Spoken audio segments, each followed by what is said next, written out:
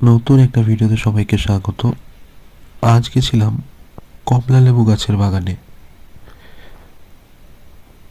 না ভেবো না, এটা দার্জিলিং অথবা কাশ্মীর নয়, এটা ওয়েস্ট বেঙ্গলের অশোকনগরে।